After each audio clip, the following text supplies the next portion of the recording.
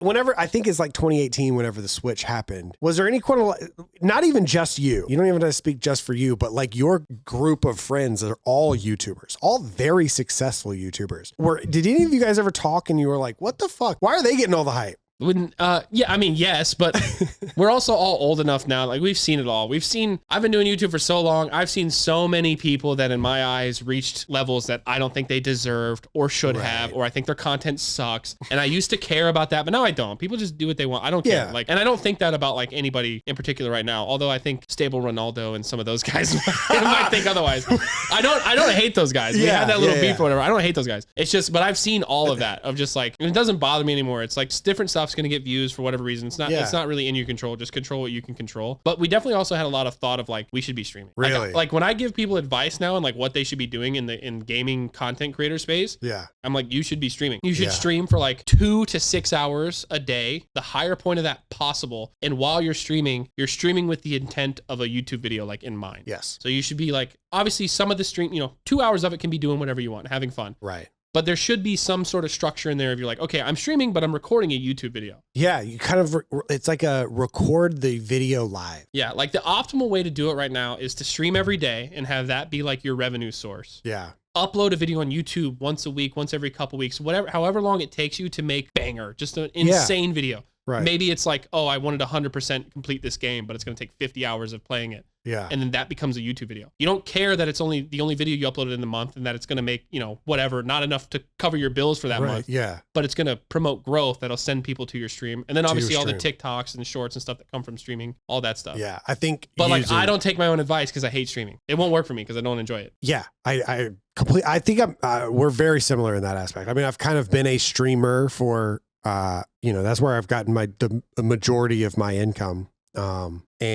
And I don't enjoy it. Like, and I've kind of taken a step back recently because I just don't, there's just something, I don't know if we're similar in this aspect, but it's something about making a YouTube video and making something that's 100%. I know what you're saying. That's absolutely what it is. I can go back when I'm like behind the scenes crafting this thing that like has all this unknown amount of work and effort put into it. And then I get to present it and see what people think of this thing that I've created. Like, that's so much more satisfying to me than just like, I was live for 3 hours today. A couple parts were pretty funny. Like, I don't know. That just doesn't do anything. Yeah. Yeah. And like even the funny, even though it's the same thing in the grand scheme of things, it's different. Whereas like if I was live for 5 hours and then I made a YouTube video of the funniest moments of the live stream, it's still so different than making the video. You know what I mean? Like I don't know. It's, there's ways to do it. I mean, I think some people are really, really good at it. I think that's one aspect where I feel like I'm hurting myself a little bit with YouTube because I feel like you see it everywhere. Like Mr. Beast doesn't upload every day, right?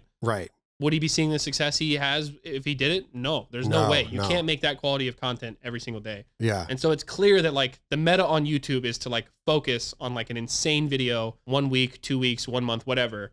Yeah. But like I've also I have sponsors that I need to keep up with. I have people that I pay. I obviously have a certain amount of money that I want to make or expect to make. Yeah. And that only happens if I'm uploading certain amount of videos. I can't just go 1 month and upload one video. Yeah.